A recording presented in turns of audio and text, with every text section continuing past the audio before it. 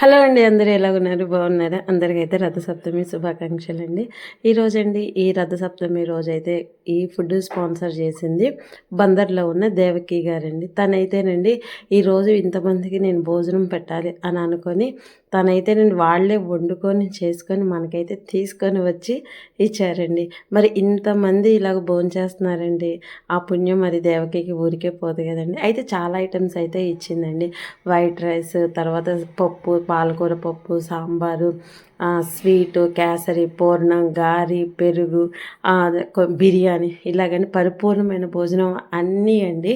అన్నీ వాళ్ళ స్వహస్తాలతో చేసుకొని అయితే తీసుకొని వచ్చి ఇచ్చారు. ఇంతే కదండి. ఇలాంటి వాళ్ళు మంచి మంచి సపోర్ట్ మనకు ఉండడం వల్లే ఏ రోజు ఆగకోకుండా ఈ ప్రోగ్రామ్ అయితే ఇలాగ వెళ్ళిపోతుందండి. అయితే ఇట్లాంటి వాళ్ళు నాకు చాలామంది అయితే హెల్ప్ చేయాలని నేనైతే మనస్ఫూర్తిగా కోరుకుంటున్నానండి. చాలామంది అని అడుగుతున్నారు, ఇది ఎక్కడ అని అడుగుతున్నారండి. విజయవాడ బీఆర్టీఎస్ రోడ్డు మీద ఇట్లాగండి ఎదురు చూస్తూ ఉంటారనమాట. చాలామంది అనుకోవచ్చు అట్లాంటి వాళ్ళకి పట్టడం ఏంటి అని అంటారండి. వాళ్ళు ఇల్లు లేక వాకిలు లేక అలాగ పనుల కోసం వచ్చేసి ఉంటారండి. అయితే ఇంక నేను ఇలాగ డైలీ పెట్టడం వల్ల నేను కూడా ఆ టయానికి అలవాటుగా నాకు కూడా అయిపోయి ఎప్పుడు వెళ్ళిపోదామా, పెద్దవాళ్ళకి ఎప్పుడు పెడదామా అని అయితే నేను ఉంటానండి. ఈ హెల్ప్ చేసిన దేవకి అయితే మరొకసారి హృదయపూర్వకమైతే వందనాలండి.